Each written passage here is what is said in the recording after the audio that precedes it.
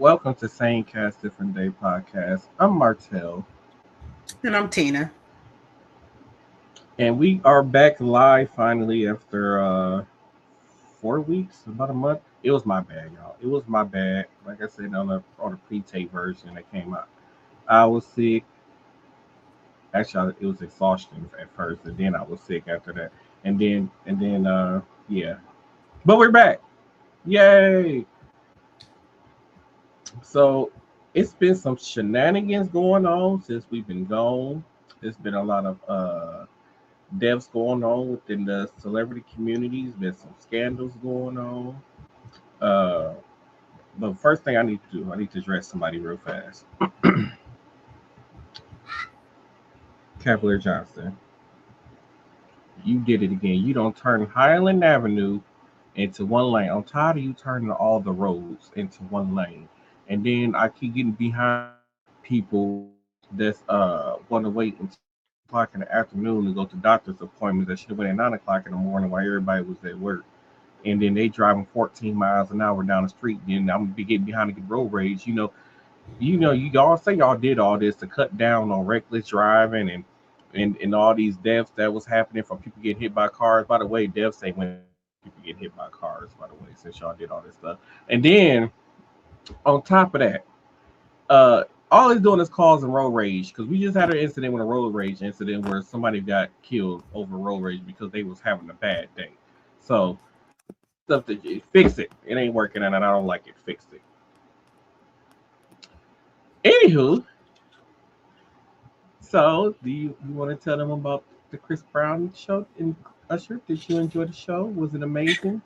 Went to go see them? So I went to go to the R&B tour on this past Friday in Chicago. Um, I had a great experience. I had floor seats.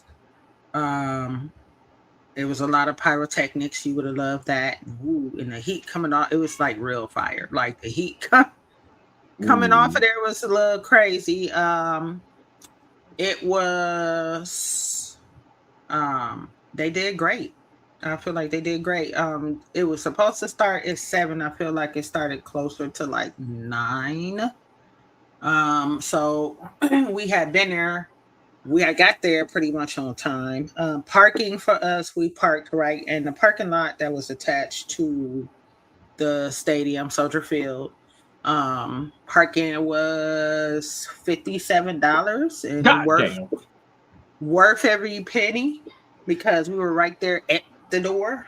When we went on the inside, they had a lot of different food selections. I had some brisket nachos. They were very good, but they were like $20.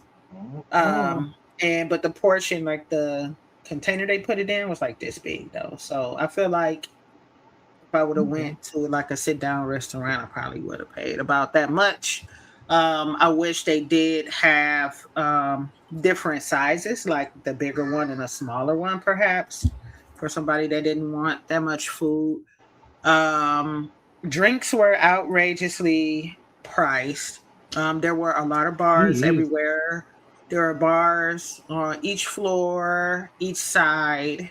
When I went down to the floor by the seats, they had bars down there.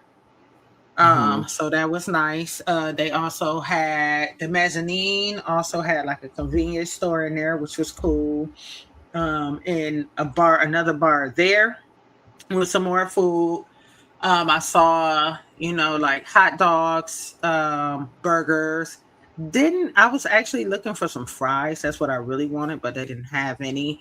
Um, it Then they also had like these slushy cutwater drinks that people were walking around in, kind of like with the cup we had got from Fat Tuesday, but a smaller version Oh of yeah, I it. had one. Those was like 20 some dollars for those cups.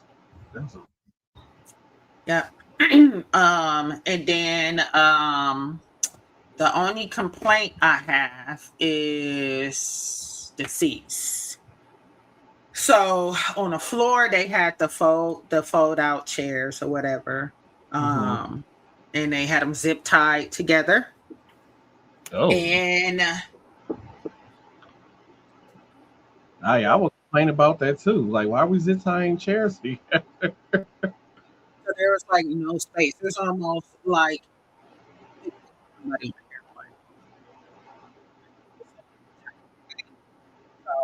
So, so I really didn't bother with doing a lot of sitting because it was like too close. I did manage to leave my seat and get on a closer seat. So that was like right there. Right there. Started to rain. I did leave momentarily so I could get a chance to see on stage. So I didn't get a chance to see him. But it only rained for like 10 minutes. But they kept the concert going. Mhm. Your audio just cut out. Me too. What was the last word? I said Oh, when I was talking about Tank, yeah. I said they kept the concert going even though it rained for about 10 minutes. Oh, okay. Yeah. Um, but it was good. Overall, I feel like it was a great experience. Um, they did great. Getting out like after leaving the parking, it was a breeze. It was good. I loved it. I know a lot of people have complained about going to Soldier Field for things like that. I didn't have a problem. Only thing afterwards, so we were trying to find somewhere to go afterwards. Um First of all, I'm not paying $50 to get into nobody's club. Number one. Um in the Midwest, okay? Not gonna happen. They feel like they Um Chicago, so they can do that. And then something else that was kind of perplexing to me. On top of so we were going to pay it, but then they didn't offer hookah. So come to find out, bars in Chicago, you cannot have liquor and hookah in the same place. You either have to go to a bar that serves liquor or a hookah lounge that has hookah. Okay. Really strange, right? So I was like, oh, this is different. And I'm like, out of all the things that Chicago does, like, this is where you draw the line. Right. That's weird. I And mean, what? so, we tried to kind of ask and try to, people weren't really helpful. They were kind of rude when we were asking, like, why is that or where else can we go? Mind you, we were downtown, so there was a lot of stuff that kind of closed. We did end up finding a hookah lounge where you could bring your own bottle. So that's where we ended up going. Didn't have to pay a crazy cover charge. I think it was like $20 or something like that. The hookahs were um conveniently priced. I think it was like $30. So that was like normal price into up here in Milwaukee. You know, when people were like, "Well, where y'all from?" I'm like, "Milwaukee." Well, that's Milwaukee. I said, "You act like that's far from here." Like, It's literally an hour drive from here. and I done went to so many different places. Houston, they had the liquor and the hookah together. Vegas had the hookah and the liquor together. Like, Chicago, what you doing? Right.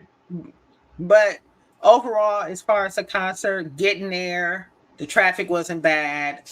No, nothing. Like, I had a good time with all of that. And $57 to me versus walking 8 blocks in heels in a sea of people. I'm pretty sure you guys have seen the videos online. I didn't have to deal with any of that because I came straight out from my seat and went straight to the door, and the car was like literally right there. And we was out of the parking garage in like 60 seconds flat. So it was The good. only thing I got to ask you, because there's been a thing all over the internet. Did Usher use a stunt double? Well, what stunt? What stunts was he doing that he needed a double? So there's a thing on the internet where there's a portion of the show where I think during the song, yeah, there's like the beginning of the song they say he used a stunt double for the performance. So there's a video of like it's the guy on stage performing, yeah, but they said it don't look like Usher. It had no resemblance to Usher. I had no reason to believe anybody. Chris Brown and Usher were not who they said they were. I am more of an Usher fan than a Chris Brown fan. I mean, I like him, but I love me some Usher, right? So I have plenty of very up close videos that I took of all of his songs, and looks like Usher to me. Sounds like Usher to me. All of that. They both did kind of like a pay homage to like Michael Jackson. Both of them did had on like clothing. They did do a song like a Prince song, so I thought that was pretty cool too. Hmm. But no, I don't. Stunt double for what though? And then I why for that song? If honestly, anything, because it was if I would have thought about a stunt double, would be Chris Brown from all that flying around the stadium he be doing.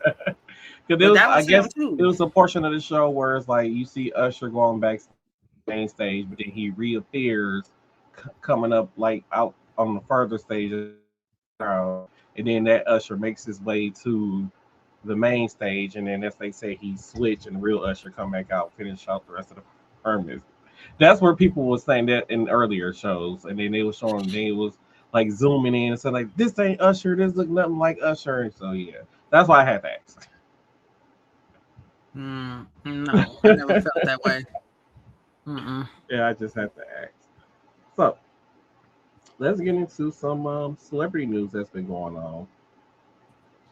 So Perez Hilton allegedly was live on TikTok, and while he was standing in front of a camera holding a large knife, he held it against his body, making several cuts along his stomach, chest, face, thighs. He smiled and moaned and grunted in pain at one point and said, "I'm surprised TikTok let this stay up. We'll let this stay. Fuck you, TikTok," is what he said. Um, we still don't know what was going through his mind, what was going on. I believe at one point when he was in the hospital, he said that he met God or something like that. Yeah, that was before when he was hospitalized. Oh, Before this incident, yeah, said oh, that. okay. So I hope he get the proper treatment that he needs. I don't know what's going on in his personal life. I know I forgot all about Perez Hilton. I mean, he back when he was just like big celebrity influencer type person, and over the years he's just kind of like faded. I didn't know he ain't had kids. They said he got kids. I didn't know this man had kids. I thought he was. We're not gonna go there. This ain't about that. But Wasn't expected for him to have children, I yeah, understand. I wasn't expecting for him to have children, so I was just so surprised by that. But I'm sending all the healing powers and wishes to Perez Hilton and hope that he gets better. Ooh. So, Brandon Clark reportedly died from effects of heroin and cocaine. He was 29 years old. Brandon Clark played for the Memphis Grizzlies. So I think it was the off season though, because he died Yeah, like it May or something like that. was it May? I thought it was like May or June, something like that. Something it was their off season. Like they weren't in the finals or nothing. So yeah, he died May 11th. So yeah, Mhm. it was during the off season because I think the official season ended in April. So yeah, it was Mhm. during the off season. Um, because the next girl too, they are suspecting that she died from drugs also, and it's just been crazy because you hear lately within the last couple of years, you hear about a lot of these celebrities passing away, and it's all related to drugs. And it's almost like, first of all, well, most of them, some of them are prescription drugs, but I'll be wondering like what make them turn to doing such hard drugs like heroin and coke and all these other kind of things. Well, I know coke was a big thing back in the day, especially the booger sugar. At one point, no matter what industry you was in, that was a big thing. But now they're doing heroin and stuff like that. And it's just like, wow, why? Well, you don't go straight to heroin. You You you know, start they off find something to get with them higher. so usually celebrities or like athletes like that. An athlete that's like currently playing isn't going to just do heroin. I can see Right. cocaine on the off season, like I said. Especially if you partying, if you pulling all nighters and stuff like that, then yeah, Mm-hmm. they do partake in stuff like that. But he probably didn't know it was laced. You're That's right. probably Because what it people was. do, I'm they get these assuming and I'm drugs and they like, hoping, yeah, because he they an could, athlete. Like that heroin. because Mm-mm. there's been people, they be like, how do you overdose on weed? Like, well, people was putting fentanyl in on their weed and somehow to get people higher and make them come back for more. Next thing you know, that person is overdosed and dead. Because I don't know how you Hayden Pantieri, or it's a Pantier. I'm not sure how you pronounce her name, but she recently died, I believe last week, and they were saying that Narcan was used at the when they was when paramedics arrived on the scene. She has had a history of dealing with, I believe it was drug abuse and all these other kind of things. She was known for the TV show Hero, and she played in a movie Bring It On. But and she also has a daughter too, which I didn't know she didn't have custody of her daughter. I think her mom had custody of her daughter because of all the things she had going on.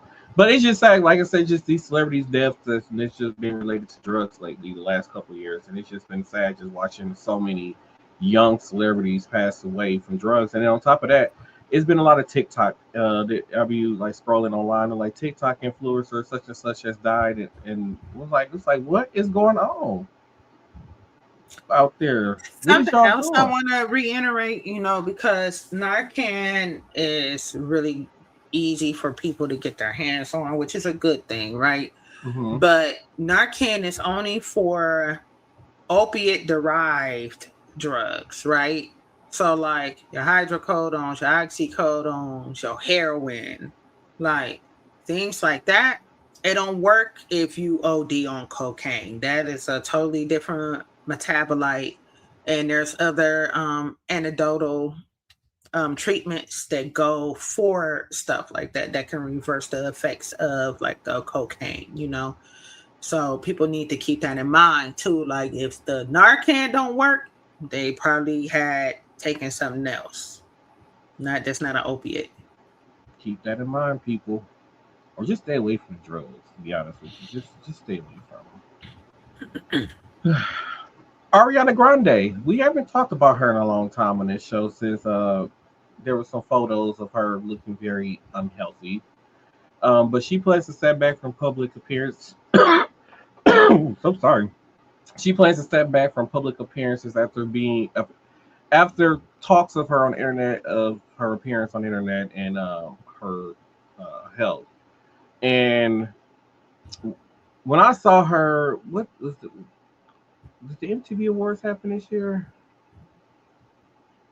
I think the Wasn't she MTV doing a Awards. tour and she said she made that statement after she got done with her tour Yeah, or something? yeah. She's after she's done touring, she's gonna take some step time back out the public light, I guess, and work on herself.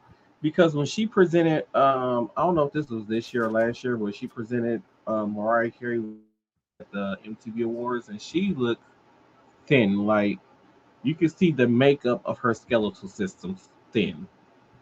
I mean, it looked that she looked dangerously um, skinny, and I really get her the help that she needs.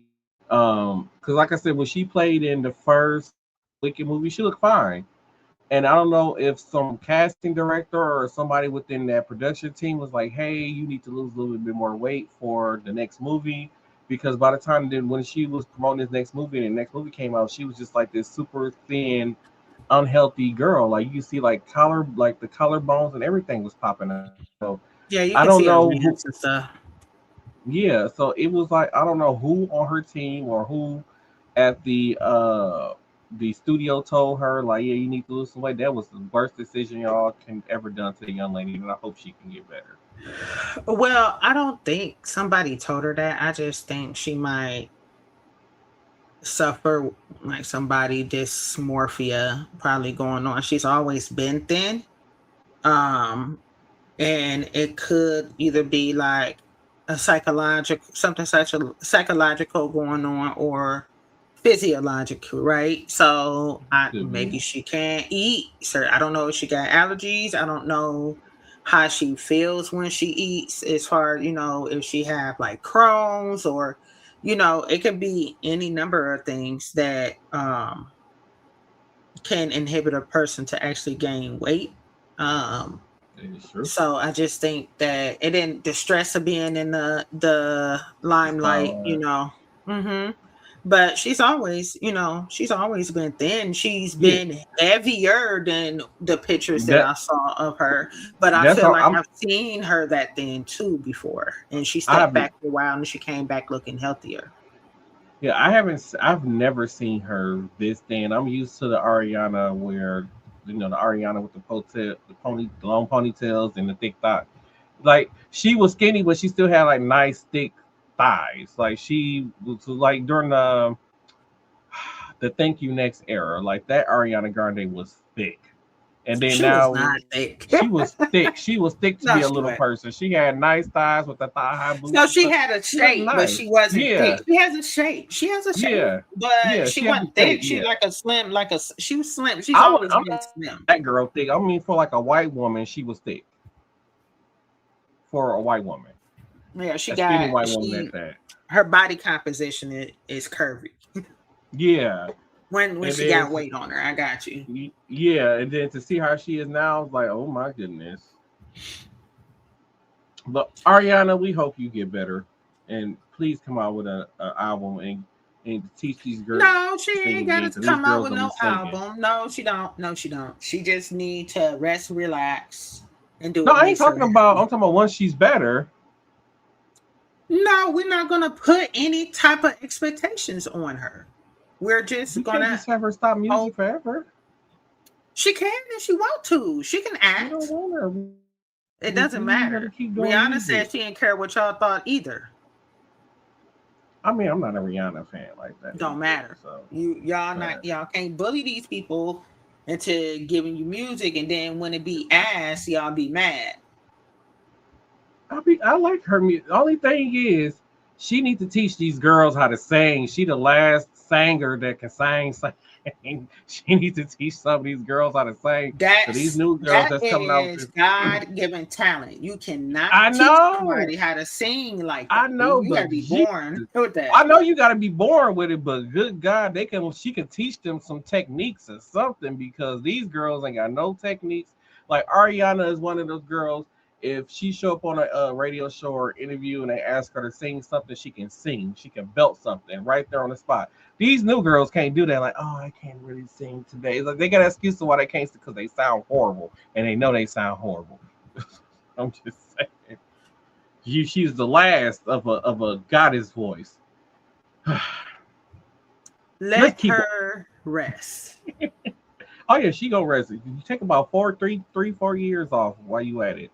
I'm just to let her rest and come back thick like she was. Oof. Um, Luigi Mangione. Oh boy, we was all rooting for you.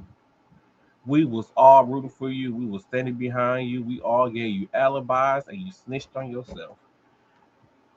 Yeah, well they can't charge him for it now. They have to charge him with a lesser crime.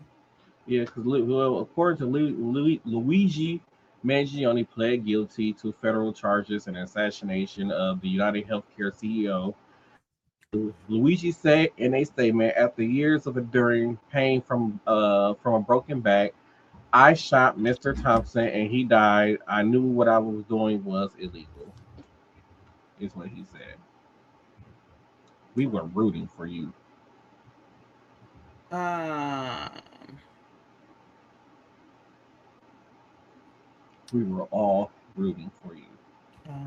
plead guilty to. Let's see. We all gave you Um, an alibi. You all you have to do is just say you was with us. so he pled guilty to interstate stalking resulting in death and cyber stalking resulting in death. That's what he pled guilty to.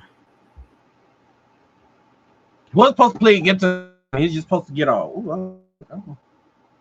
He was just supposed to get So off. it says, following the federal guilty plea, his defense attorneys filed a motion to dismiss the state indictment on double jeopardy grounds. They knew what they was doing, arguing against Okay. being punished twice for the same acts. the state trial has been adjourned as the court considers this motion. So that's what I'm saying. That's the only reason why he took, because they can't charge him. It's double jeopardy. You can't charge him for the murder of that person. Because it's almost like police officers get off on so many murders. It ain't innocent murders. I'm like, can us the poor people just get one win so they can know what it feels like? Just one. But at the same time, though, the rich people, their wives and sons be, doing stuff to them and get collecting that life insurance money. So I guess they got to worry about that instead. I mean, why did I? That man is fine, but he nuts. Yeah, he still can get it. Sean Grayson. So Sean Grayson, the officer who fatally shot Sonia Mack outside of her home in 2024, has died. He was 6 months into his 20-year sentence.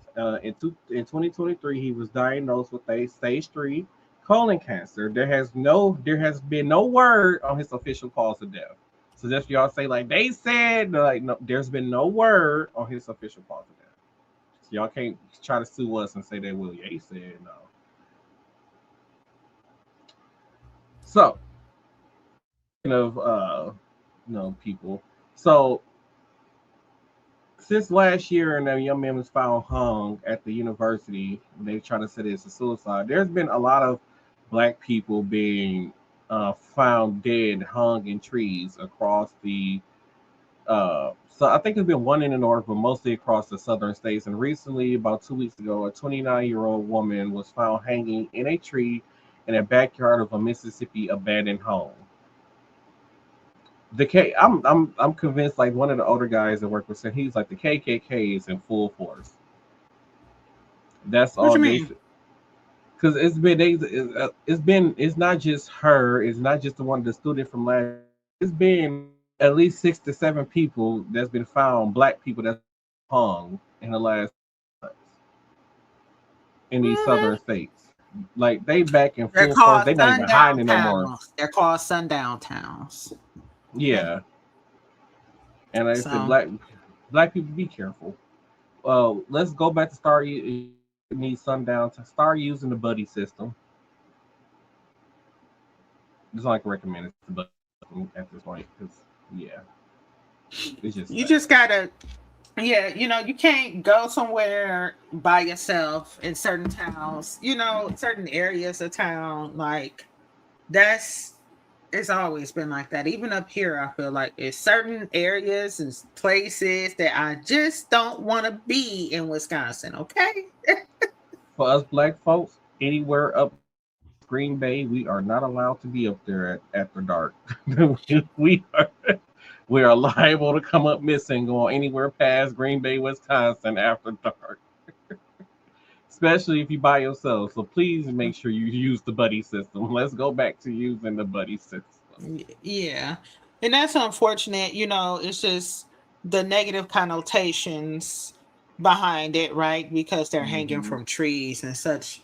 Like, come on, y'all. Somebody, it don't necessarily have to be the KKK. It could be somebody doing that to try to make it seem like it is the KKK. The KKK ain't never gonna go away, And it's like the fact that all Black Panthers are still out and about. Right? These organizations ain't going nowhere. And it's the fact that these coroners been all ruling these as suicides and not actually investigating them as murder is the crazy part about the whole situation. So especially like when these people are hanging from trees and there don't be any sign of like, how did they get up there? Like, okay, so you telling me that they climbed up the tree, tried a sturdy branch, tied themselves to the tree and jumped off the branch? Because like you trying to tell me there's like no stepping stool, like nothing for them to. Right, like, and then so many people are doing it that way. Like hanging is not a common way to like do suicide. Mm-hmm. It's usually like overdosing. And then on top of that, how many Black people y'all know climbing in trees? I'm gonna be honest. You don't see Black people climbing in trees. Most of the time, only time you're gonna see us off the ground is in the aeroplane or on a roller coaster. That's about the only time you're gonna see us off the ground, and you rarely see us in aeroplanes and stuff. You might more likely see it on a roller coaster getting off the ground, but anything else, you're not. It's just not gonna happen. So, like I said, for them to be ruling all these black people being hung in trees as suicide, I just don't see that as no, I don't see it. So I got a few clips to get through. I didn't have time to arrange these in order, so and then some of these I haven't watched the whole clip either. So we're gonna be watching some of these together. So let's get into this first clip. Gotta do it right. The United States Army is offering some service members a 4-day pass to play Grand Theft Auto 6 as an incentive to re-enlist for at least 2 more years in this unit. The U.S. Army unit allowing this? Army's 9th Brigade Engineering Battalion, located in Georgia. It's at Fort Stewart. It's part of the 3rd Infantry Division. And at least 20 soldiers have already signed up for this new perk. There are plenty of enlistment bonuses that the Army gives out. College tuition, for example. And now, time off to go play the new Grand Theft Auto game. Now, people have been waiting for this Grand Theft Auto version for a long time, and it is coming on November 19th, unless that date is pushed. But any soldier who decides to sign a re-enlistment contract between August 1st, 2026 and November 14th will be authorized for a, quote, special 4-day pass designated to coincide with the highly anticipated release of the video game Grand Theft Auto 6. About 130 soldiers are eligible for this incentive, according to CBS. Follow for more.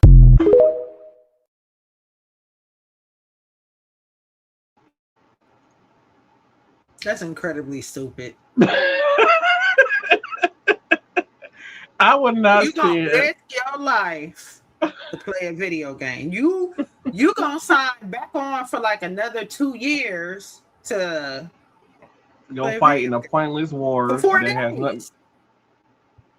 To spend 4 days playing a video game to end up in one of Trump's pointless wars that he said that he wasn't going to start. Listen, all I know is I hope y'all, all of y'all, because I know everybody's gonna be playing that game, be prepared for me to crash out when y'all talking about something y'all ain't got no money for my baby on his birthday. I ain't got no money.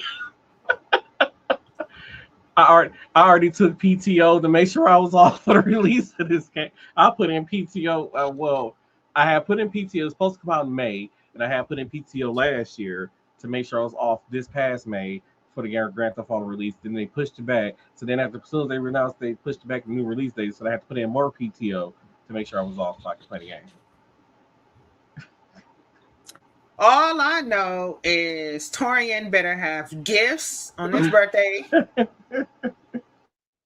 And I am not finna be subjected to that during the 4-day weekend for Thanksgiving, which is that following week.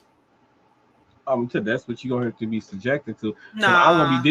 I'm gonna disappear for a whole 2 weeks playing Grand Theft Auto. That's fine. I know where you live at. They ain't gonna see me on social media. They better hope I show up for work. It's just sad, y'all. Just grown children.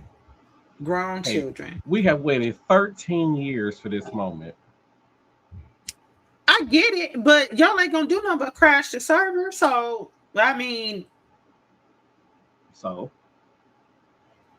okay. You let us crash the server. Crash on. That's all y'all gonna do is crash the server. I'm gonna be over it.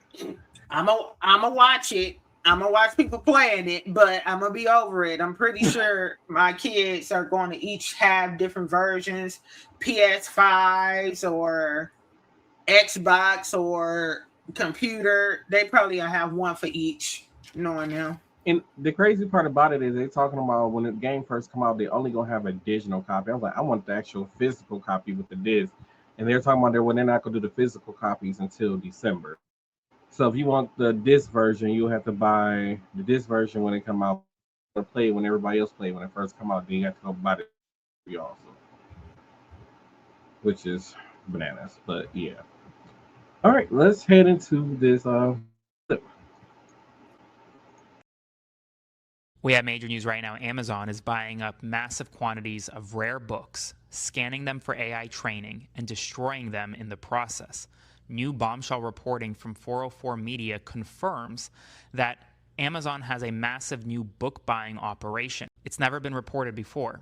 And essentially, 404 Media put a tracking device in a rare book that they suspected would be acquired by an AI company for training data. They proceeded to follow this rare book to its final destination. The final destination? An Amazon warehouse in Las Vegas, Nevada, where Amazon employees told 404 Media that what they do is they receive massive shipments of printed books, they cut the binding off, then they scan the books in order to train AI. We've known that AI companies were doing this, but we've never known that Amazon is doing this. And in the process, destroying books, rare books, antique books, at mass scale. People need to know what's happening right now. Spread the word. Follow along for all the news you need to know about.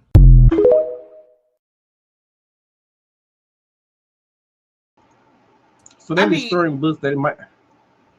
I'm confused. What rare books are we talking about? Like, I needed him to be a little bit more specific and give me some examples, because, and then training the AI to do what? Like, are these grimoires and their special spells or something? Like, what are we talking about? Training them to do what?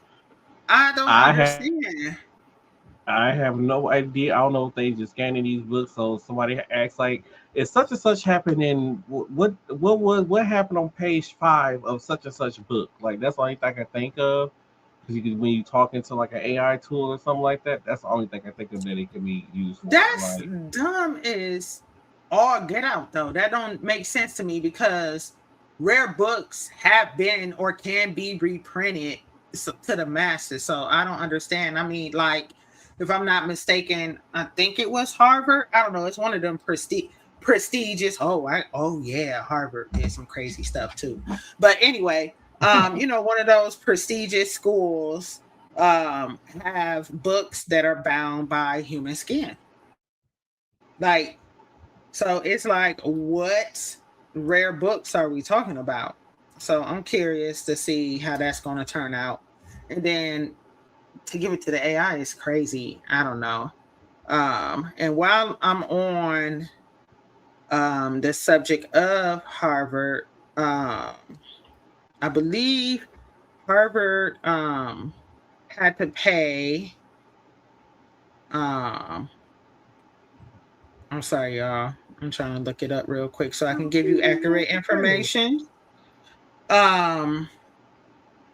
So Harvard just recently agreed to pay $53 million in a settlement to resolve lawsuits from families after a manager of the Harvard Medical School morgue stole and sold body parts from donated cadavers on the black market between 2018 and 2022. Okay, so his name was Cedric Lodge. He stole dissected remains, including heads, brains, skins, bones, and hearts, without the school's knowledge. Him and his wife sold the human remains online and smuggled buyers into the morgue to select parts. So it looks like he pleaded guilty and was sentenced to 8 years, with multiple co-conspirators who also received prison time. But then Harvard had to pay $53 million. So it was a class action fund. It was established to compensate the affected donor families. So people can choose to donate their body to science, upon their death. But I don't know. So I'm confused, because it's like cadavers are like basically like embalmed, right? So that medical students or people who are studying medicine in some shape or form, like me in nursing school, I went to Marquette University and got a chance to go into their cadaver lab, right? And they show you all different things, all different parts of the body. You get to see a full like nervous system on display. It's pretty cool, right? But why are these parts being like put on the black market, I'm confused. Like, were they before they became the cadavers and afterwards? Like, are you selling these organs for transplants? Because it's weird, right? You would have to do that basically right when a person dies to harvest that organ. But then they said cadaver, so you really can't use a cadaver part for anything because it's not usable in a human body anymore. So I'm confused as to what was happening, unless it was a rare genetic something or another that somebody wanted to have on display, right? Like somebody having two heads or something, or I don't know what they come across, or a hand with 6 fingers, or so just people do like to collect strange things. So maybe just some weird and strange things that the morgue director came across and sold them, because it said that the people were smuggled in to select their body parts. It was cooking them. It's crazy. Taking them home. I don't know. That's some crazy shit. God. Wow. Oh God. Let's head into the next clip of shenanigans.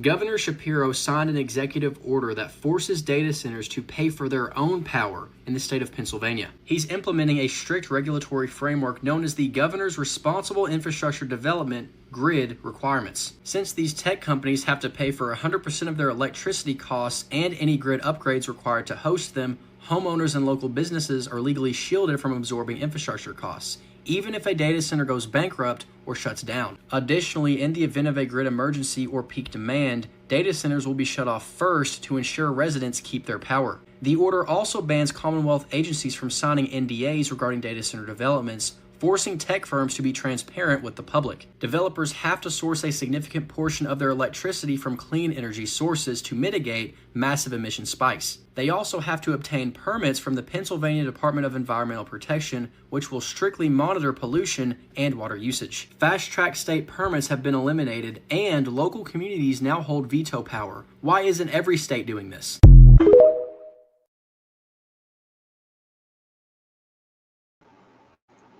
Every state definitely needs to be passing that. Yeah, because, I think that's a good idea. Because I believe I played a clip on a pre-recorded episode that came out where they were talking about, I believe it was down in Georgia, the woman was like she didn't have no water pressure in her house, and the water that did finally come out, the water is very dirty and contaminated. The AI data centers was releasing waters into community, flooding people houses and stuff like that. There's another situation where a data center, what was in that video?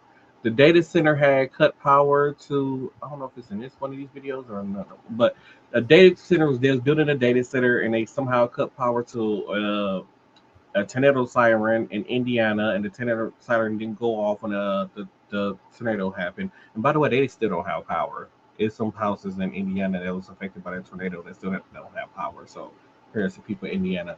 So yeah, I feel like this is something we need. There was a data center that was built in California where they built their own source of electricity and within the neighborhood, but then it was almost like and this is tall like stack thing, but you don't see nothing coming out of it till you put like a thermal over it, and you can see all this pollutants being released into a community and stuff. And a lot of these people wonder like, why are we getting sick and all these other kind of things? Because they illegally built this thing to produce power for this data center, and it was releasing these fossil fuels into communities. So yeah, there needs to be regulations when it comes to these data centers. And one of the things here in Wisconsin is we have data centers here, and a lot of those data centers are not paying for electricity. I believe that's one of the reasons why We Energies is what's called in our area Wisconsin Electric from back in the day. But We Energies I think it's the reason why they constantly keep talking about price hikes. That's the reason why electric bills has constantly gone up. Because the past electric bill that we received, it was $267. And I'm like, that's crazy. So I can only imagine how it is for people where it's more than two people in the house, and I can only imagine how much those electric bills be. So, good God. But yeah, and that's why I said these data centers need to pay their own fair share. This is one state where a data center where they're trying to build power to a data center, and they basically use the what do they call that thing? They just take your property from you. I can't think of the name. What So you mean take basically, a they property?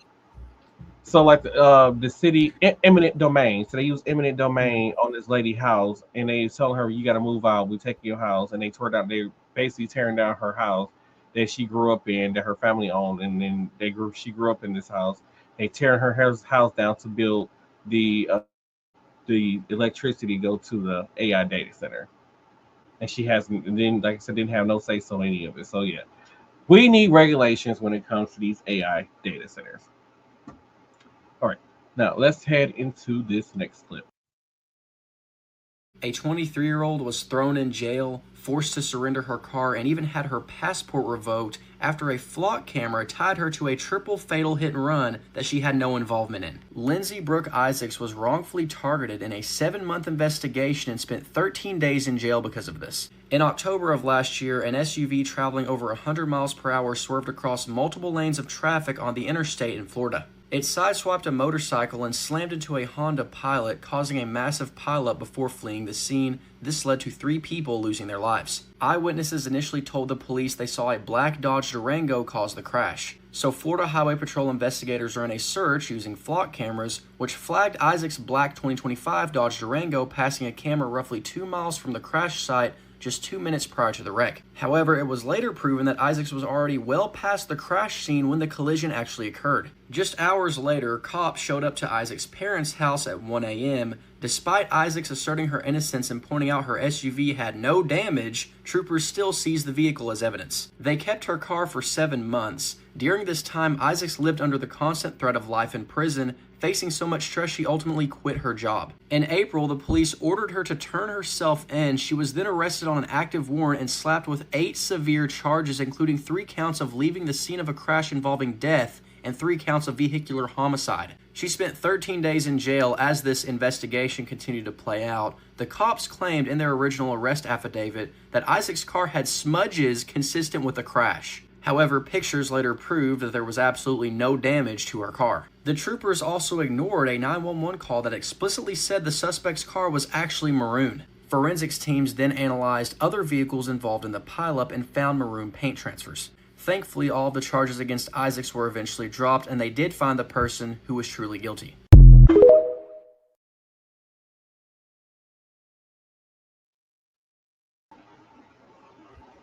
That is very poor policing.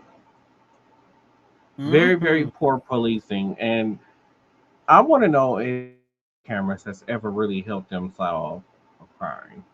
Because every time we hear about it, I've never heard that, the flock cameras help us find a severely missing person, or these flock cameras helped us find a murderer. Like, I've not heard. The only thing I heard of these flock doing is getting officers caught up by searching for people that they should be searching for because they're not doing an official investigation.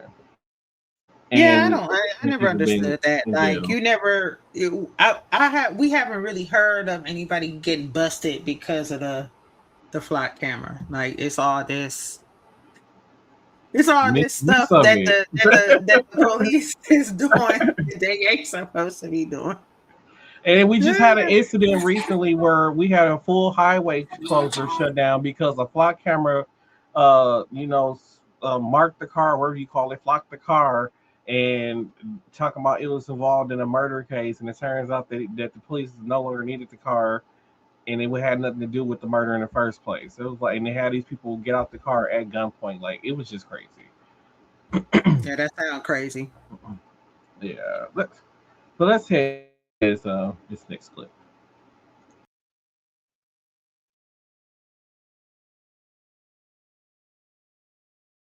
This week, a 1-year-old baby appeared in immigration court alone without a lawyer, and a judge told the 1-year-old baby to file an asylum claim.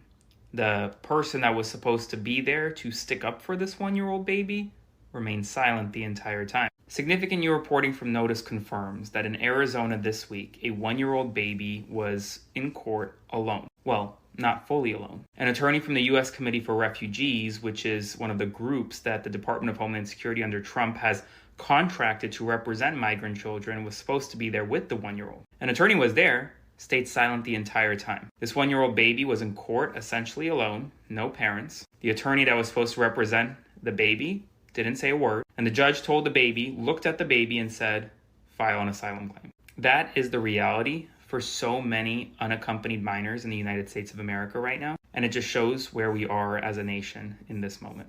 Spread the word, follow along for all the news you need to know about.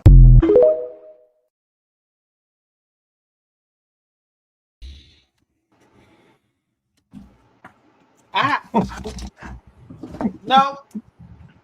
You. No. It's not funny, but it's like, did he really tell a 1-year-old baby that you need to file it? Like what? Nah. Like that judge need to be fired, and the judge and the lawyer need to be fired from their job.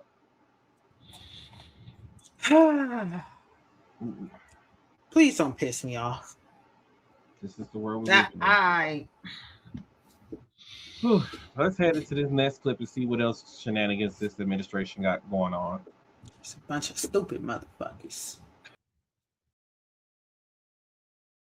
Donald Trump is moving closer to declaring a national emergency, and in recent weeks, he and his team have taken significant steps to getting there. You need to be aware of what's happening in this moment right now because it is serious. In recent weeks, the president and his team have become rapidly declassifying election-related documents to lay the groundwork of ultimately declaring this national emergency. They've also begun increasing public claims over non-citizen voting using dubious methods. And the kicker came over the past 48 hours where the USPS published a rule that would prevent states from receiving voter mail-in ballots if they don't provide information to USPS. That rule is on hold.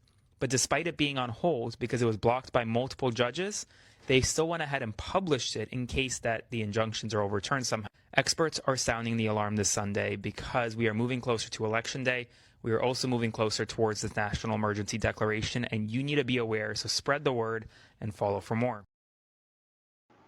Anything for fraud and corruption. And to keep his power, all you gotta do is say, I want to rig this election come November. I'm over it. That's all he gotta do. Let's head into this next clip. People argue that you cannot tax billionaires on the shares that they hold in a company because it is an unrealized gain, right? So they go like, yeah, you're worth 300 billion, but we can't tax you on those stocks because you haven't sold the shares, so you don't like have the money. But you're worth the money, but you don't have the money. And I understand the argument. They go like, no, you don't have it. It's just what it's worth, because it could also crash, and then you have nothing, so we can't tax you on it. Then I'm like, okay, I understand that. So you can't tax the people on a thing because they don't have it. It's just there. Okay, fine. Then Elon Musk offers to buy Twitter. And then he says, in his offer, he goes, I'm putting up my Tesla stock as collateral. Then I'm like, so you do have it? Then he's like, no, I don't have it. Now that they've accepted his offer, he now goes to private equity and banks and like other rich people and whatever. He goes like, can you guys borrow me the money to buy Twitter? Because I don't want to sell any of my Tesla shares. So I want to use your money to buy Twitter. But then they're like, what are we loaning it against? And he's like, well, my Tesla shares. Then I'm going like, wait. So you can buy a thing based on what you have. Yes. But when we want to tax you, you can say, I don't have it. Do you hear what I'm saying here? And now, like, just think of like the illogic of it. It's like it's such a fun game that like billionaires get to play because all their money is in that. Like if you earn your money as a salary, your money just gets taxed. That's it. You can't be like the IRS comes and you can't be like, I don't have that money. You can't be like, that money's in the bank. I don't have that money. What money? It's in the bank. Only when I take it out, then you can tax me. For now, it's in the bank, IRS. No, IRS is like, don't worry, we've got your PIN number. We'll handle this.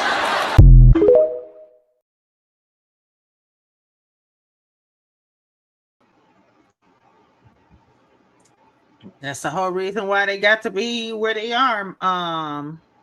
As far as net worth, because they do stuff like that. Scam the system. As soon as a poor person try to do the same thing and scam the system, boom, you in jail for fraud. I'm still trying to figure out how I'm going to afford healthcare right now.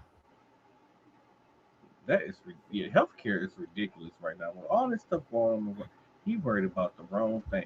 Because I be trying to tell people, like, I work for a healthcare facility. That healthcare facility owns a health insurance company. And that health insurance company provide all the staff members there with health insurance.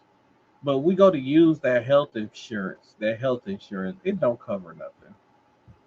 You got to pay $1,400 out of pocket for an MRI or a CAT scan. If you want to go get just basic labs done, that's $300 to $400 out of pocket. And then on top of that, you want to go to ER visit, that's $1,400. I went to, like, somebody had a work related injury, something with their arm, $1,400 bill for a muscle injury in the arm. Like, what are we doing? Like, come on, like, the healthcare is just such a scam. We got this current administration, like, all these healthcare systems are suffering. They're trying to do everything they can to penny pinch they staff and everything that they got going on, because here comes Donald Trump want to cut all these people off of Medicaid and Medicare, in which a lot of the healthcare system depends on Medicaid and Medicare to stay open because of law, because they still have to treat people who don't have health insurance due to a law that was that's passed. So now we got all these bills, and we don't spend all this money. We don't spend hundreds of thousands of dollars to treat this. Just do universal health care. Just how about we do that? Universal health care. Why is it so hard to get? Can we please get universal health care? And I'm done with my rant. We ain't gonna see universal health care, I feel like, for like another 20 years, man. That shit sucks. It sucks. It sucks.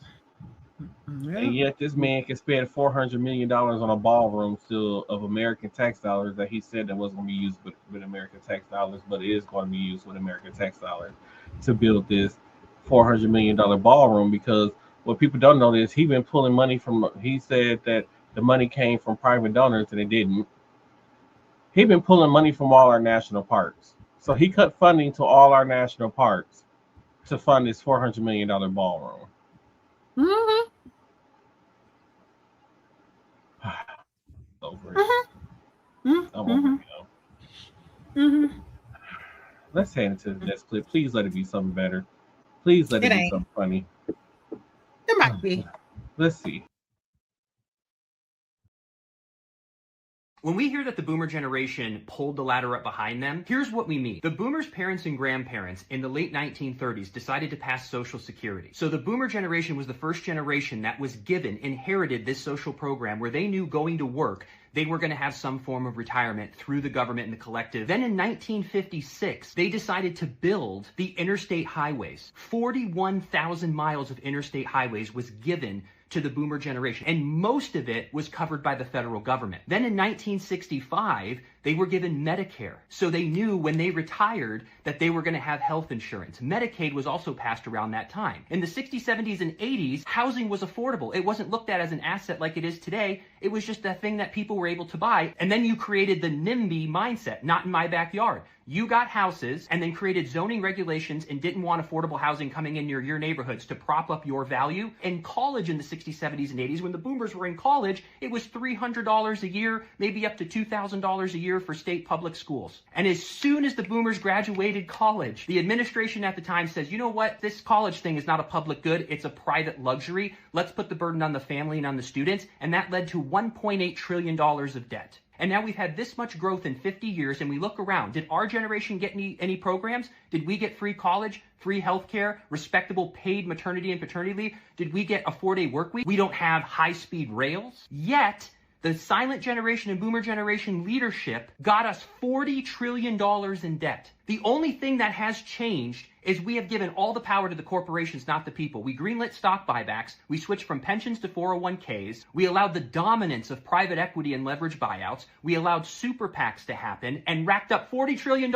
It is not the individual boomer's fault who's watching this. We do not think that you maliciously voted to screw over your children's generation. We're asking for the accountability now. These are not predictions. We're looking in the past. There's proof.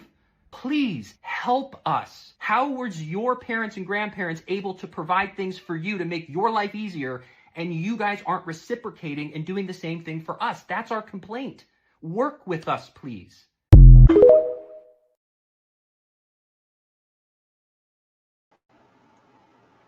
He didn't lie. Help me. Yeah.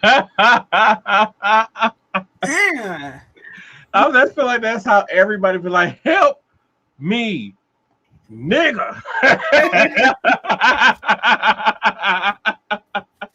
Dog, man, groceries cost too much, healthcare costs too much. I ain't gonna be able to retire.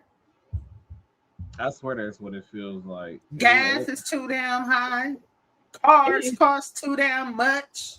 Gas is $4 a gallon by my house. The price of new cars, and they're not gonna be able to sell these newer cars no more, because now these 2026 cars and newer, depending on the company, are putting these cameras inside, like the ones we saw where, I cannot start the car. You need to calm down. Like, bitch, it's a tornado behind me. I need you to start before I can go.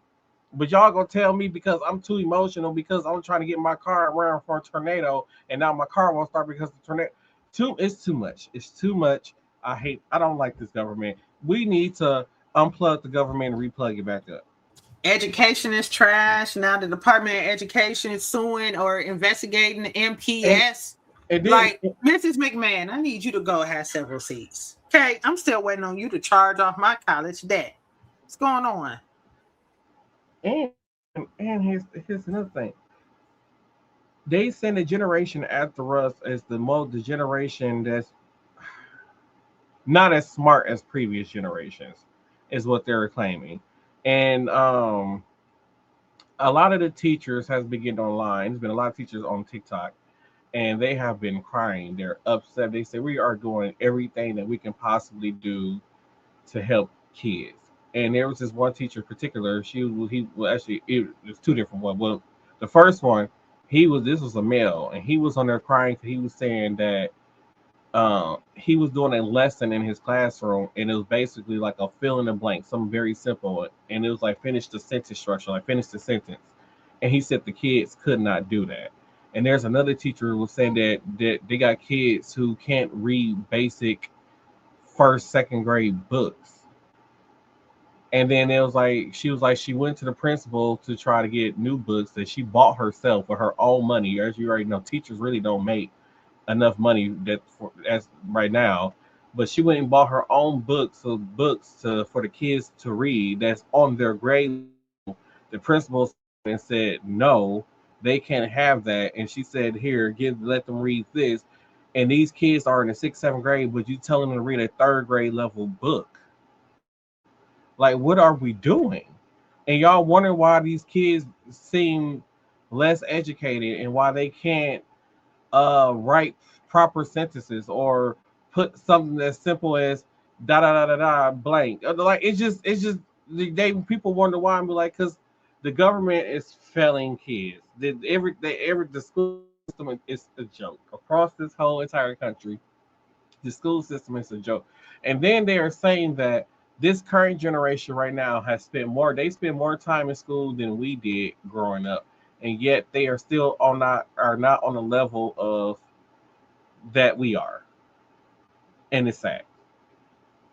And on top of that, they trying to convince y'all not to immunize y'all kids. That too, especially that man that smoked 18 packs of cigarettes and did coke off a toilet seat.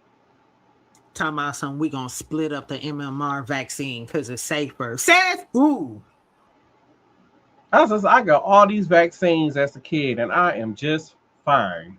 Says who? I had to do some research on when the vaccines were created, when they were created as a combination vaccine, so you get all 3 in one. Like, I did a whole bunch of research, and it's like, so it's been about let me see, about 30, about 50 years we've been using the MMR vaccine, right? Mhm. That's more than enough time to gather research on any possible side effects. Who is having side effects from this MMR vaccine other than if you're allergic, right? Injection site irritation, right? One of the safer vaccines on the market, right? But y'all wanted us to take the COVID vaccine that hadn't been tested on nothing. But now you telling us you want to split. And then so you telling me I gotta take my kid to go get 3 separate shots instead of 1? Come on now. Stupid. And it's crazy. I'm like, because I received the polio shot as a kid. I got chicken pox shot. You know, I still got chicken pox with the people just say measles now. I remember every year before school, hepatitis shots and all kind of stuff before, and this was just before school started. I had to get these shots every year, and I think up until like 7th, 8th grade, and 8th grade is when they stopped requiring me to get these shots every year. But I would have to go every year before school started. In order to attend school, I had to get vaccinated, and I feel like we all did just fine. Y'all keep on listening to old boy that smoked 20 packs of cigarettes a day. Y'all gonna turn into some zombies like him. Mm-hmm. You're gonna be out here. My kids are vaccinated. I'm vaccinated. My parents were Come on now, we do not need polio coming back. That's good on that. Right. Huh. Let's head into this next clip because I don't have a clue what it is. So here we go. We have major news right now that could impact media for a very long time.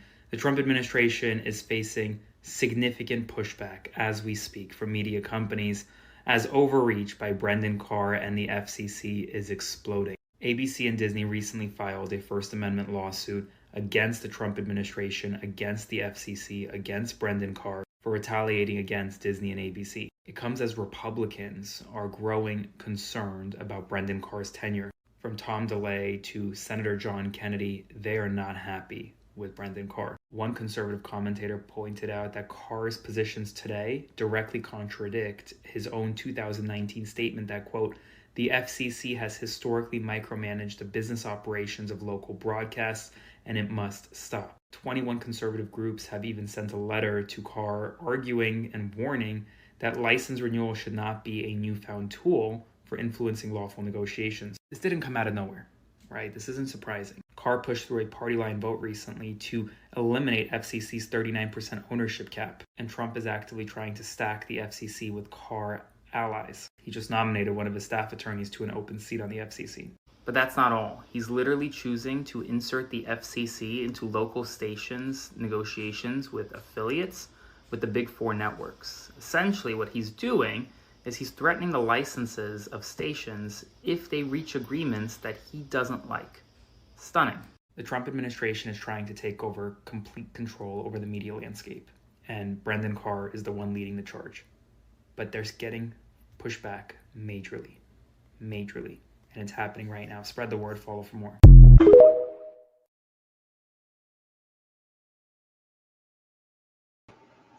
All I can say is about time. When it comes about damn time these companies start standing up to this administration.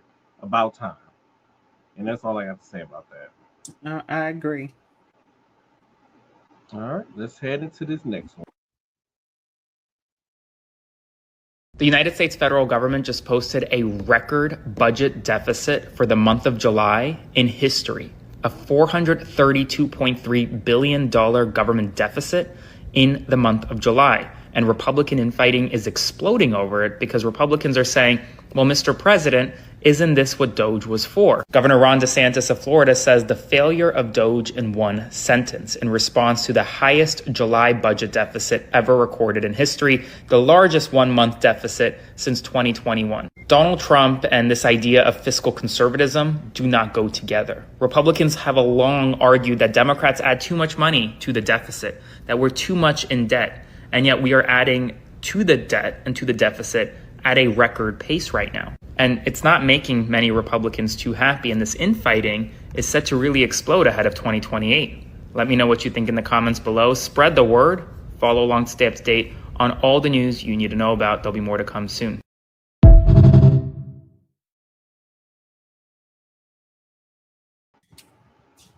It's because you're gonna get me started, man. Celebrating the 200 and whatever. What is it? 250? The America's 250 celebration. Only 16 people went to. And now they got some like 250 Grand Prix thing that's going on for racing now. That I guess that's supposed to be going on in DC. It's like this man is constantly wasting money. And it's the top. On top of that, America bought 2 brand new Air Force Ones that's supposed to be delivered to our country in 2028 by Boeing.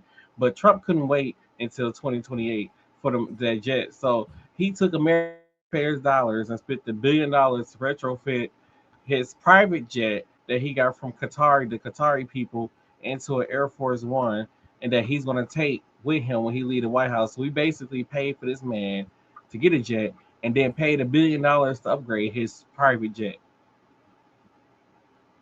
There was But a they whole worry about the scandal going deficit. on with Boeing. I just watched the documentary yesterday. They always got something going on. They got off scot-free pretty much. They don't have to, well, they have to change some things, but like no CEOs and nobody like faced any criminal charges where they knew the pieces that they were putting on these airplanes were faulty. And I believe one of the whistleblowers died, if I'm not mistaken. You wonder why things be so bad. Let's head into this next story of shenanigans. Please let it be some funny, because I can't take no more. Okay, listen, July was the hottest month ever recorded in the United States. 50 police officers have been caught using flock cameras to stalk women, and only 26 of them have faced charges. Measles cases are at a 35-year record high. The president just called the vaccine for that illness quite lethal, and the person in charge of our health is potentially the stupidest man alive. There are over 800 data centers under construction in this country right now, with another 3,967 being planned or in the pipeline. Colorado River, which supplies 50 million people with fresh water, is currently sitting at 31%, a historic low. Over 1,000 people have been killed in Shmaza since the ceasefire. We are still at war with Iran, and ICE is still ripping through communities with their budget set to be $250 billion. Oh, and 30 people have died in their custody since October. Also, our president is still a fascist. They're still pillaging our public lands for resources, and they're still putting poison in our food. Now listen, if you can hear all of that and still decide that your core issues are Muslims invading the country, trans athletes, and Fauci telling you to wear a mask 6 fucking years ago, then you are stupid. I don't even think you're stupid. You're just stupid.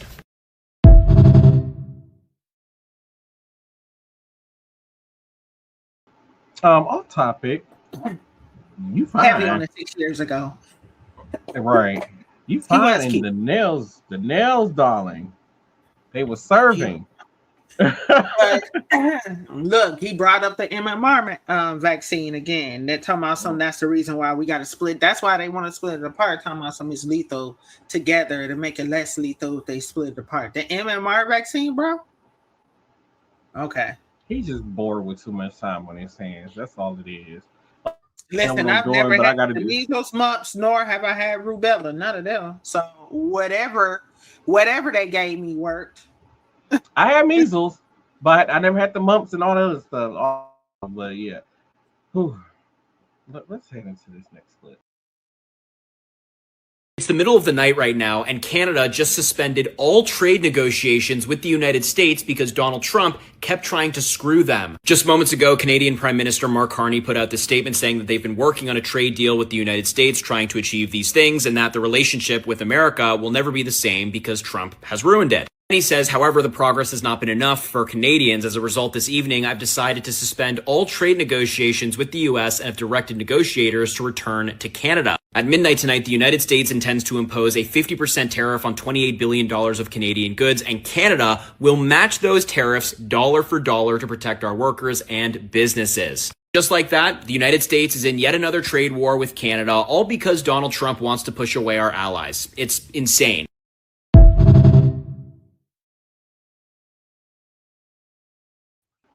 Can somebody just order him a Big Mac and make him just stop doing stuff and just shut up? Listen, I seen a post on social media. I can't remember which one it was.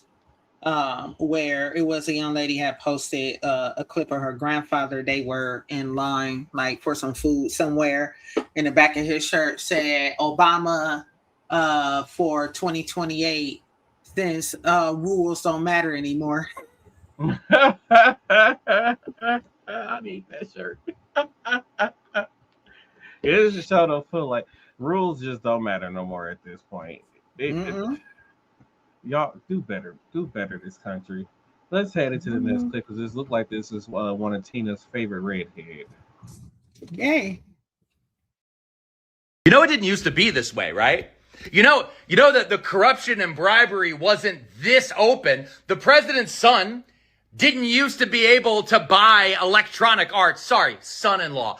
I'm sorry. I keep forgetting which one of his sons are worth billions of dollars from their insider trading and their connections with the Saudis.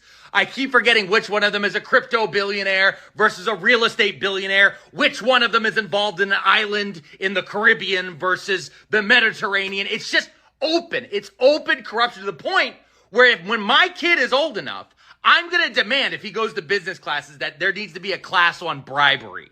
Because if we're not going to stop this, then we need to make sure that people are taught how to be as openly corrupt as the president. Because right now we have a chance to actually get oversight in the next few months if everybody steps up and goes, hey, this is bullshit.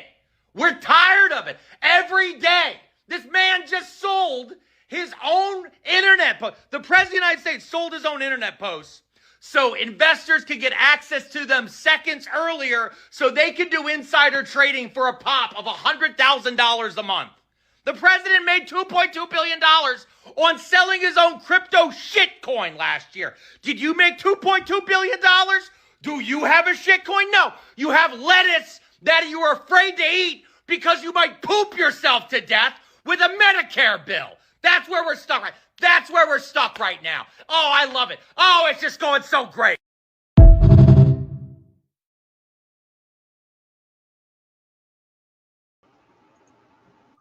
His clips get more unhinged as long. The longer he talk, he just keep remembering all the BS, and he just gets angrier and angrier and angrier. Oh, they always start off so normal, and then they just get more and more unhinged as he continues. He just like the reality just like sets in or something. I don't know. Wee. But he ain't wrong. I mean, I'm all for a bribery class now. Something.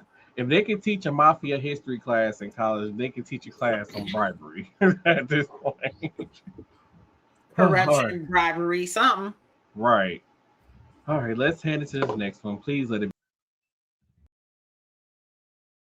Stop scrolling and watch the horrific moment ICE agents try to arrest a mother and a daughter in a hospital in Florida after another driver caused a near-fatal accident for the two of them. The mother and the daughter are both from Ecuador. Daughter's 19, mother's 39. They were rushed to the hospital in Kissimmee, Florida, the HCA Florida Ponciana Hospital, after another driver caused a near-fatal accident for them. When they arrived, ICE agents sought to detain them. They were there at no fault of their own, and yet they faced this separation. In this video, you can see as ICE trying to separate them, literally dragging the mother out of the hospital room. Relatives claim that the daughter was suffering from a seizure at the time. No matter what you think about undocumented immigration and undocumented immigrants in this country, videos like these should never be normalized in American society. People need to continue seeing these moments, and people need to keep speaking out. I'll have more updates for you soon. As always, spread the word and follow along for more news.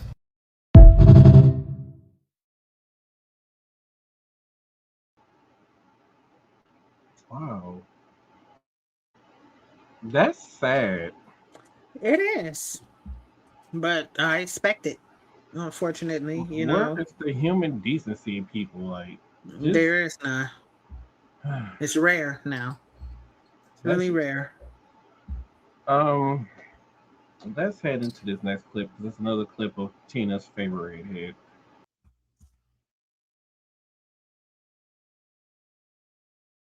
And what happened to support the troops? Huh? Where'd that go? They used to weaponize the hell out of that my whole life, this whole century. Like legit, this whole century. 25 years. They've been like, support the troops. Support the veterans. We gotta support the troops. I'd be like, yo, maybe we could do this thing over here for everybody. No, because we gotta boot. We gotta support the troops. We gotta give the troops everything they need. I'd be like, okay, what about helping this guy over here? And he's not a veteran. We gotta be doing all this stuff for the veterans. And then we don't support the troops or veterans? We don't. I'm not even talking about like the fact that the veteran parking sign at Applebee's been bent for 6 months now. Nobody fucking fixing it, even though it's the good parking and nobody's even checking whether or not that hat is real. I'm not even talking about that. I'm talking about the troops right now. They ain't even got food. The troops don't even got food. The troops don't even got fucking, they don't got bases. The bases for the food got blown up months ago. They're hiding the troops' injuries. The fucking troops' moms is calling up and being like, yo, what are you doing to my kid? And they're going to the press conference and being like, yo, that troop's mom's a liar. What are we doing here? What the fuck happened here? What happened? Support the troops. You ain't supporting nobody. And then if you bring it up, they're like, yo, we got to do this for freedom. I'm like, I thought this was about gas prices. And they're like, fuck your gas prices. I hope you pay more. And you're like, yo, what?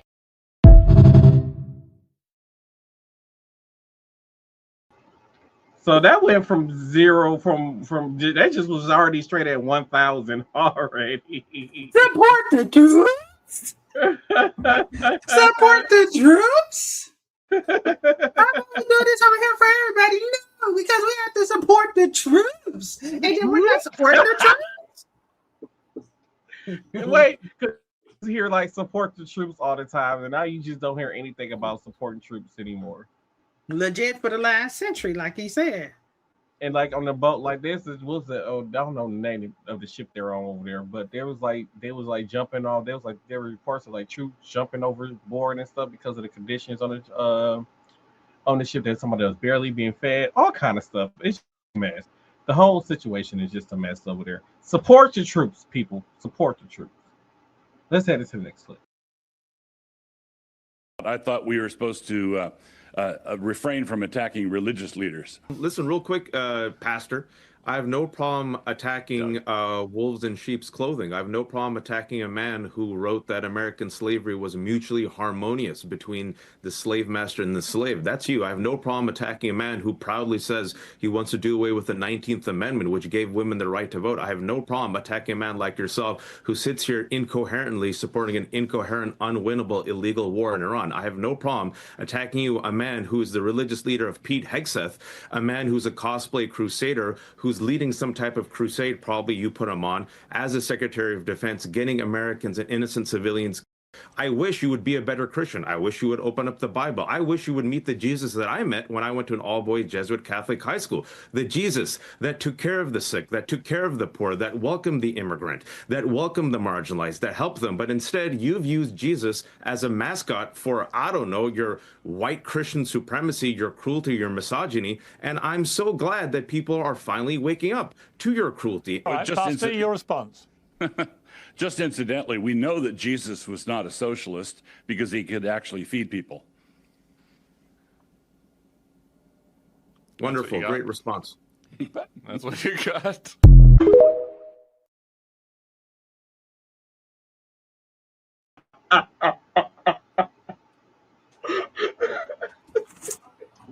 Like he just straight cooked you, and that was your response. Like that was his response. He didn't have nothing else to hold on to. Nothing else to hold on to. Told that man like you need to open up a Bible. All right. Say it to this. You can say whatever you want to say, but this Muslim is putting Christians to shame. He is. Yes. And I'm not a religious man. This dude watched the fucking World Cup in prison. He went to jail to watch them in prison. He talked about how a couple of 100,000 black people had left New York and he wanted them to come back. We've lost 200,000 black New Yorkers from New York City over the last few decades alone.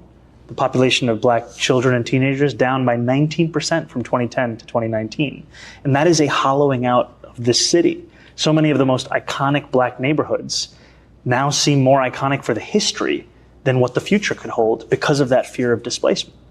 And to me, when you deliver on that agenda, you also deliver on the promise of black history being something that can continue to be written in the city, not something just that we read about. Are you saying that your economic agenda is you're hoping that it will address the black flight, what something that some people have called a black exodus from this city? Is that what you're saying? I think that it is a critical part of it. Right. And the reason it's a critical part of it is that the absence of that agenda has driven so many out of this city. And we are effectively seeing the reversal of the Great Migration. Yes. And it's not for a lack of love for this city. You'll find New Yorkers everywhere across the country. They're still New Yorkers. They'll tell you they're New Yorkers.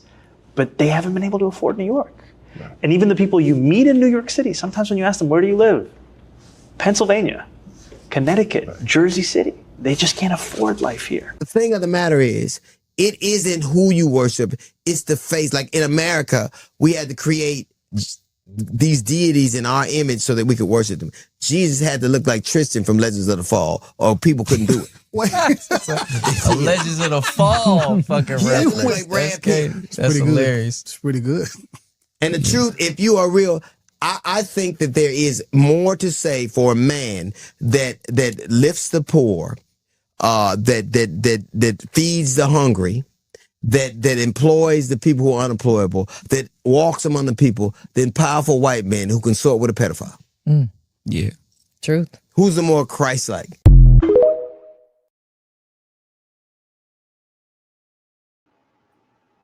Only thing I can say about that is preach. Well, I pray that no harm comes to that man, because a lot of people might be like, oh, it's just a plot or a ploy for him to become the next president. Newsflash, he can't be the president. He wasn't born here. He can't be the president, And I feel like, and we kind of discussed this, like New York is the heaviest populated city we have here in America. And just for him to do those type of things there on such a large scale, like that could become the blueprint for a lot of other major cities. And I really hope that some of these leaders are kind of jotting down some notes, because I really feel like you put those things into place, giving more of the population a chance to be a productive member of society, and then things will change around, because right now everybody is in survival mode. Don't nobody care about, if their kids are going to school or, any of that stuff, or pursuing a higher education, or they don't care, the fact that a lot of these people have degrees like teachers and they getting paid $30,000-$40,000 a year to teach your badass kids. Mm-hmm. It's not a daycare, sorry. But I really hope, no harm comes to him, and I hope that some of the great leaders in the future, do take notes. Cavalier Johnson ain't gonna take no notes. You leave that man alone. Who voted him in office? Did you? Who, Cavalier? I did not vote for that man. The people made fun of me tomorrow. Who was a manager at Wendy's. I don't give a damn. That's who I voted for. Because I ain't want. It's all these issues going on in this city, and I swear this man only go on camera when it's convenient for him. I'm just saying. I just go out here like you see him. You see the mayor of New York going out here doing things, and it's not because the cameras are flash or anything like that. He's just to be going out and help people and seeing what he could do to actually help people in the city. They're just like my alderman, Malayla Cobbs. I have not seen this woman in about 5 years, and she has ran unopposed for alderwoman in our city, in my district, for I don't know how long. And I swear I'm already start gathering signatures for the next election and get on the ballot and run against her, because She's not that you don't talk to your constituents. You don't go and see what is it that I could do for you. How can I make your neighborhood better? Nothing. We don't see them, and that's what. And I don't think that's just my automatic. I think that's anywhere within the city of Milwaukee. Like, we don't see our city leaders out in the streets. We don't see them out here talking to us and having real conversations with people. The only time we're going to see them is when they want our vote. And that needs to change. And this next clip was one of the stories he didn't send me, but then I was like, I was going to talk about it, but then I was too lazy and I just found the clip. So here we go. If I can find it. The mayor of New Berlin, Wisconsin, is catching some heat right now after some things he reposted on Facebook.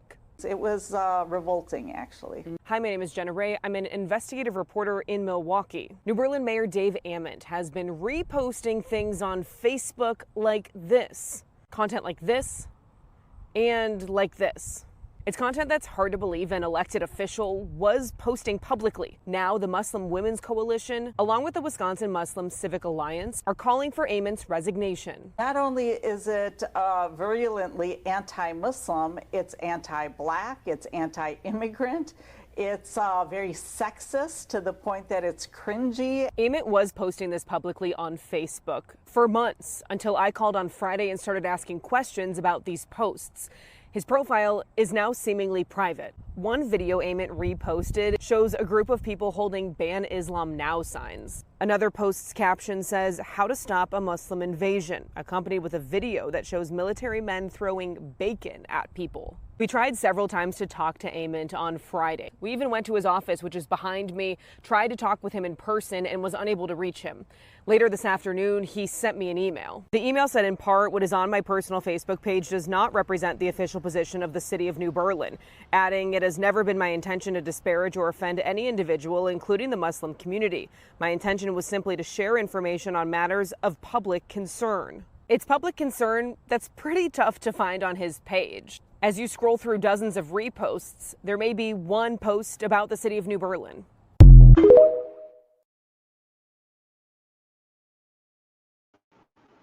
That's the first time I watched that all the way through. I'll be damned. National No Bra Day is crazy. That's crazy.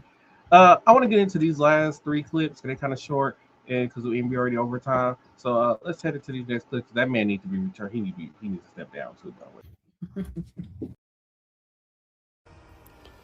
Man, these gas prices are just getting way out of control. Oh my gosh, I know. It's actually insane. I just can't wait until it's like $1 a gallon again. $1 a gallon again? Honey, that is some really big optimism. That gas is never going back down to $1 again. We can't even get to under $3. I mean, it was around $1 30 years ago. 30 years ago? So you think just because it happened 30 years ago that it can't happen again?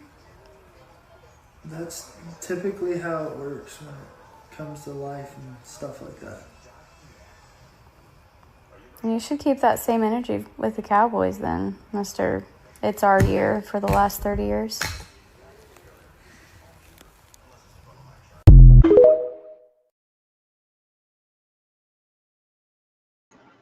That clip was supposed to be for next week. I forgot.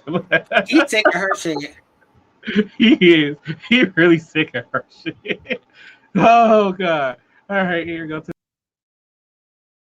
Fortnite players are taking over America's air traffic control system. Seriously. According to Secretary of Transportation Sean Duffy, the Department of Transportation under the Trump administration has escalated the hiring of gamers to take over America's air traffic controller positions. Duffy says that their campaign, which was launched back in April, was meant to, quote, supercharge the entire hiring process and to recruit video gamers as air traffic controllers. Since then, they've reached their 94% hiring goal, the fastest time ever to reach their target. They've hired more than 2,000 new air traffic controllers, saying that over 2,000 of the, quote, best and brightest candidates in the pipeline have reached the academy quicker than any class before them, thanks to, quote, the most streamlined hiring process. And the ad campaign that was launched by the Trump administration specifically features Fortnite as one of the video games that they were looking at to recruit video gamers. So just be aware when you're flying. As always, spread the word.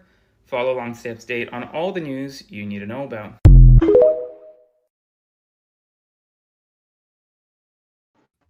I'm confused. You know, some stuff just is better left off not said, because what does Fortnite have to do with landing a plane? It's not a simulator. It is not an air. These is people lives y'all playing with. I was just thinking the same thing. Like, what does Fortnite have to do with playing? I've never played Fortnite before. Like, isn't that a shooting game? Like, what does that have to do with planes? Like, and then it's like, as you run, you can magically make up like paths to walk on and buildings to climb up, and like, I don't get it. What? We're fucked. Let's go into the next clip because we fucked. Let's go into this last one. On Wednesday, after Francesca Hong lost the candidacy to become Wisconsin's next governor, I made a video saying like, hey, even though we voted for Francesca Hong, it's time to actually rally behind David Crowley because he's going to be the next Democratic nominee and we should vote blue no matter what. And I know it's a difficult ask because David Crowley is not a perfect candidate, especially when it comes to like things like AI data regulation. But I think the more important thing is to rally against Tom Tiffany because Tom Tiffany thinks we're stupid. Tom Tiffany served in Congress. Tom Tiffany has a voting record that we can actually look up. So when he posts things like he's going to be for education, sir, you did not vote on education when you had the chance. When he posts things like, hey, I am not going to be for AI. Sir, you took money from PACs for AI. So what do you think we are? Stupid? You have a voting record. You have financial records that we can trace. We are not stupid. So what I really meant to say when I said it's time to rally for Crowley, what I was trying to say is rally against Tom Tiffany. Even though this recent poll was just released, I do not believe it one bit. I do believe that Tom Tiffany has a real chance at swinging the state back to red. And we must avoid that at all costs. We need to avoid that at all costs. And then so many people say like, only voted for David Crowley because he was black. I was like, I only voted for David Crowley just on the simple fact that Wisconsin has never had a female governor. We just had a presidential election where pretty much I feel like if there was a male running in that Democratic slot, we would have a Democratic president right now. It's that people didn't vote for her because she was a woman. So as of right now, in the state of the state that Wisconsin is in right now, if she would have won that Democratic nominee to go up against Tom Tiffany, that would have been a key win for him because there is no way the people in this state was going to vote for a woman to become governor. Wisconsin isn't ready for something like that. In the future, yes, but right now, Wisconsin has too many boomers and old people that that's make up the majority of the voting in the state of Wisconsin, and they will not vote that woman in as governor. And we already got a hard enough chance for them trying to convince them to vote for a black man to get in to vote. So I'm just saying, we just had to pick somebody who could at least stand a chance against Tiffany when it comes to voting this election. And with all that said, let's head into final thoughts.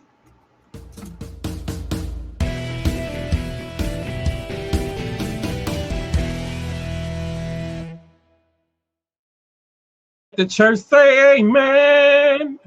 So we talked about a lot of amen. Sorry.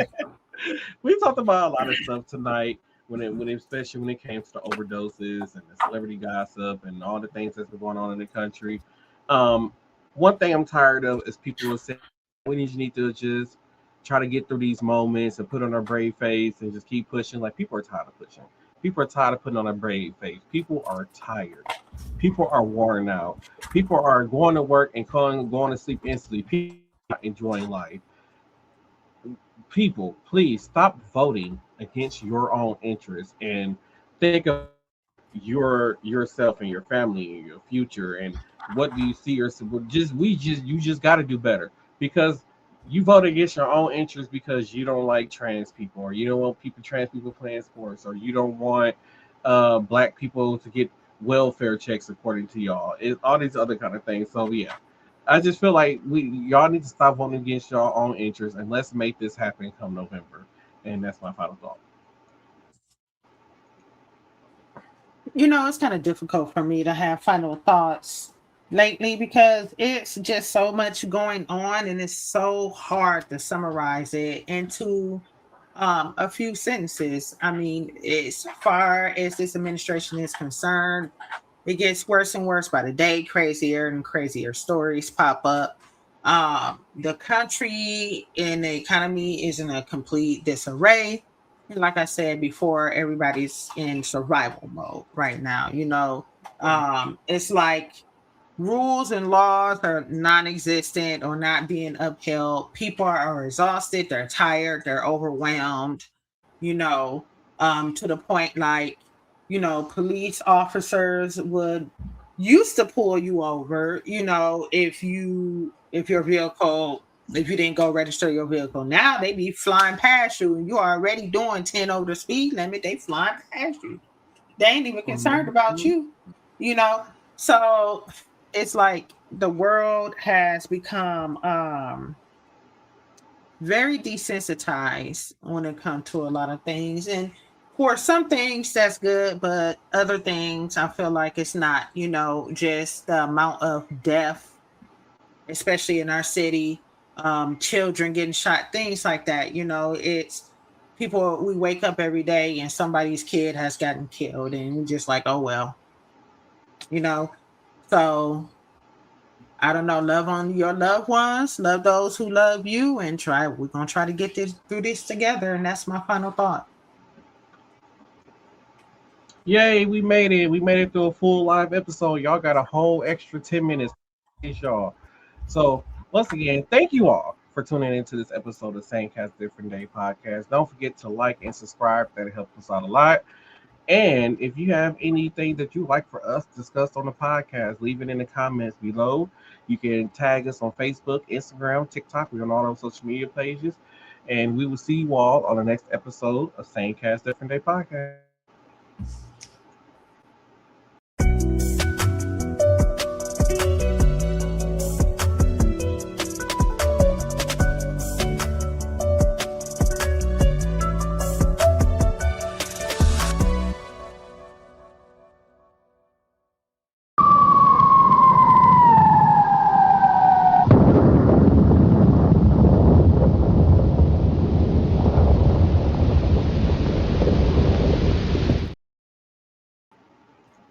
Girl, it's